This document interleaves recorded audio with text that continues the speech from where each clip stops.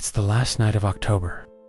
The air is crisp, the sun sets early, and there's a certain kind of magic in the suburban streets. Little ghosts and goblins, superheroes and princesses, are running from door to door, shouting the three magic words, trick or treat.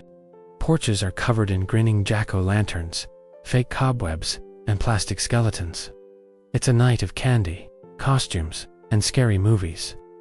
It's Halloween in America, billion-dollar holiday that's all about harmless, spooky fun. But what if I told you that every single part of this modern tradition, the costumes, the candy, the jack-o'-lanterns is a direct echo of ancient, sacred rituals? What if the costume you're wearing is connected to a belief that the spirits of the dead literally walk the earth on this night? What if your plastic pumpkin bucket is the descendant of a medieval tradition of praying for souls in purgatory? Forget the haunted houses and cheap candy. The real story of Halloween is a 2,000-year-old epic. It's a tale of Celtic druids and pagan gods, of the veil between worlds growing thin, and of the Christian Church's attempt to conquer a holiday it could not kill. Today, we're pulling off the mask to reveal the real religious roots of Halloween, and you'll never look at a jack-o'-lantern the same way again. To find the ghost of Halloween past, we have to travel back in time and across the ocean, to the misty, green hills of ancient Ireland and the lands of the Celts, over 2,000 years ago. For the ancient Celtic peoples, the year was divided into two major seasons, light and dark, summer and winter, life and death. The transition between these two halves was marked by a festival called Samhain, pronounced Samhain. Samhain was the most important night of the year. It marked the end of the harvest, the end of the light half of the year, and the beginning of the long, dark winter. It was their New Year's Eve, but it was much more than that. The Celts believed that on the night of Samhain, the veil between our world and the other world, the realm of the spirits, the gods, and the dead was at its thinnest. It was a time of cosmic intersection.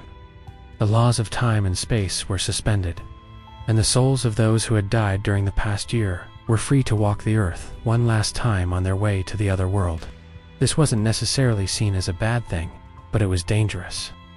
Friendly spirits of your ancestors might come to visit your hearth, but malevolent spirits, fairies, and other mischievous beings could also cross over and cause chaos.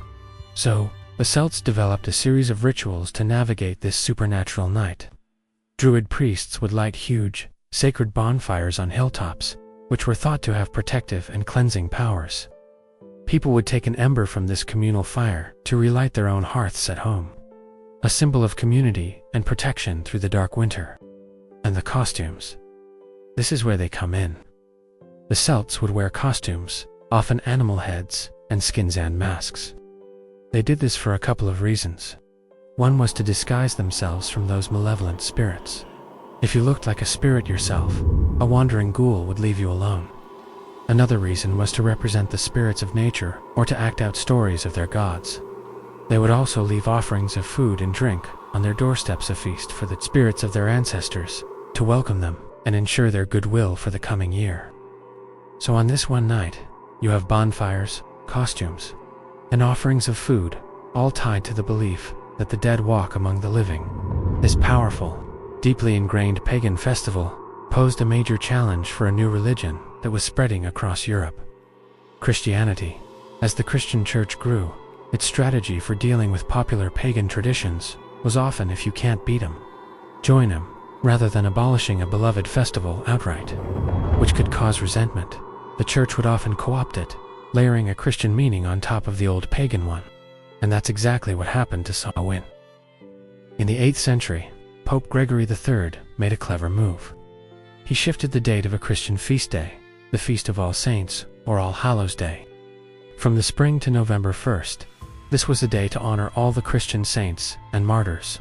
Consequently, the night before it, October 31st, became known as All Hallows Eve. Over time, All Hallows Eve was contracted and slurred together in common speech, becoming the word we know today, Halloween. By placing this major Christian holiday directly on top of the old pagan New Year, the Church hoped to absorb its traditions. The bonfires were rebranded as fires to ward off the devil. The spirits were recast not as ancestors, but as demons or the souls of the damned. But the old beliefs didn't just disappear, they blended.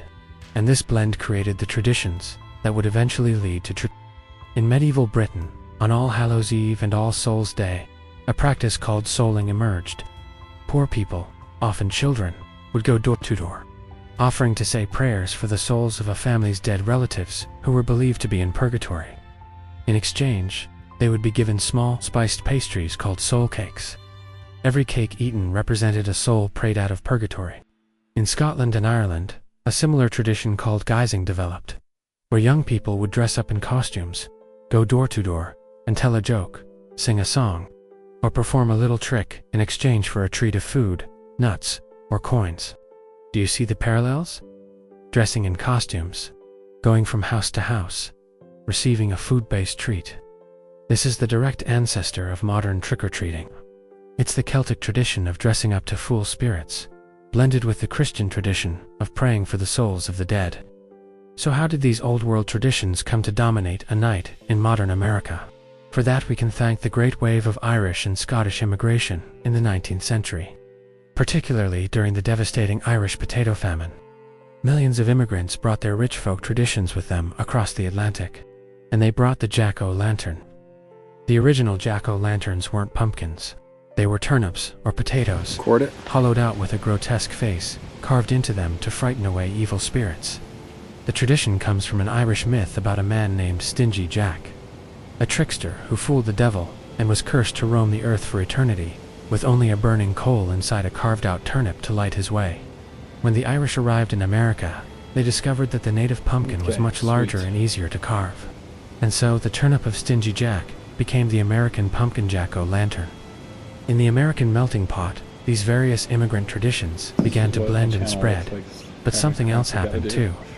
As society became more secular, the deep religious and superstitious meanings began to fade. By the early 20th century, Halloween was becoming less about ghosts and souls, and more about community parties and neighborhood get-togethers. It was being reframed as a children's holiday. This was partly an intentional effort by communities to curb the mischief and vandalism that often took place on Halloween night. The idea was to organize fun, family-friendly activities, and trick-or-treating was the perfect solution. By the post-World War II suburban boom of the 1950s, the transformation was nearly complete. Candy companies began to heavily market small, individually wrapped candies, specifically for trick-or-treaters. Halloween was now a full-blown commercial holiday. And that brings us to today. Halloween is now the second largest commercial holiday in the United States, after Christmas. It's an industry built on costumes, decorations, horror movies, and of course, candy. Its ancient roots are almost completely buried. The sacred bonfire of the Druids has become a flickering candle in a pumpkin. The Celtic fear of malevolent spirits has become the thrill of a haunted house. And the solemn offerings of food for the ancestral dead have become a child's demand for a chocolate bar. The story of Halloween is the story of a holiday with two ghosts. First is the ghost of its ancient pagan past, Samhain, a sacred night of spirits and magic. The second is the ghost of its Christianized past, All Hallows Eve, a solemn time of prayer and remembrance for the dead. What we're left with is the fun, secular, candy-coated shell of these older, deeper traditions. A holiday that has traveled through 2,000 years of history, changing its mask again and again, but never quite managing to hide the ancient spirit that still flickers within. So, here's a thought for you. Now that you know the rich, layered history of Halloween, does it change the way you see the holiday? Does it make it more meaningful, or is it just interesting trivia? Let me know what you think in the comments. If you enjoyed uncovering the secret history of this spooky season, please give this video a thumbs up and subscribe for more deep dives into the surprising origins of our modern world. Thanks for watching, and happy Halloween.